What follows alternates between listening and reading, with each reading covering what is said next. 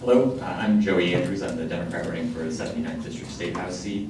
I'm personally a product of private education. I went to Lake Michigan Catholic High School, St. Mary's Elementary School in Niles, K through 12.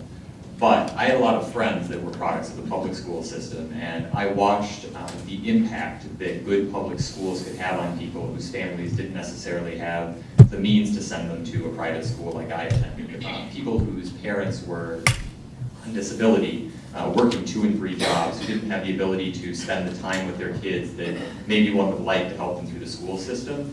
And the difference came down to the quality of the teachers that cared, that would, come up to that kid in the morning and say, oh, it looks like you had a rough night last night. Is everything okay at home? Did you get your homework done? What can we do to help you? Do you want to stay after today?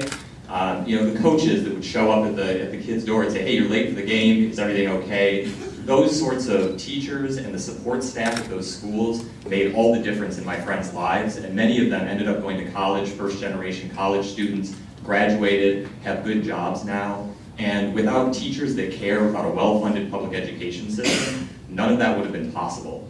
And so I believe that it's important that we fund our schools and that we pay our teachers appropriately, because we need to maintain that quality of teachers, the teachers that we can bring into this state, that we train in this state at some of our public universities, to come back to our schools here, to work in our schools here, to bring that passion to raise the next generation of teachers, the next generation of community builders.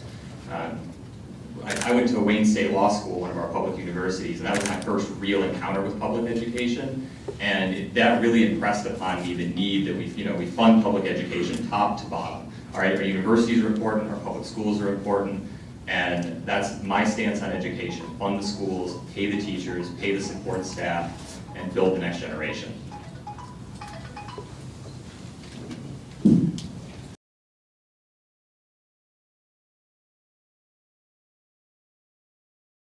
So this is an issue that I think is extremely important, because as a student, you can't learn if you're having mental health issues, if you're having anxiety that's being placed upon you by issues at home, issues in society.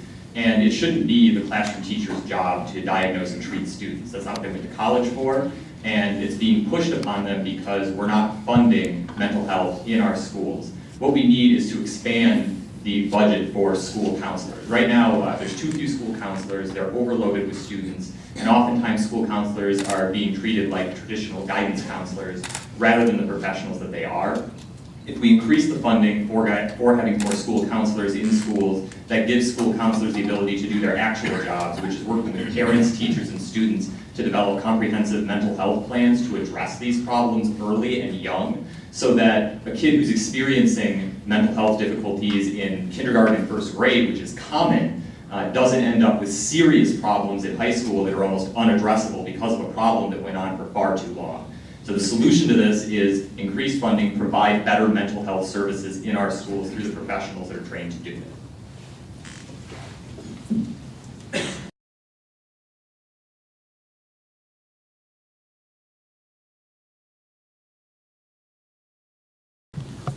This one's an easy one for me. Yes, absolutely, we should be held accountable at the same levels, and I definitely support a cap on for-profit charters.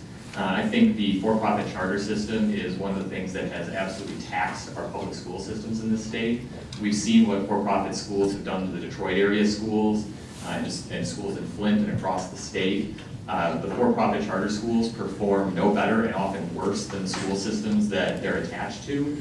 And by not having to obey the same rules that the public schools do, they often get to skirt on services the public schools are forced to abide by to provide for their kids, and not providing necessary services to the children that come to those schools, or being selective about the types of students that get to attend them.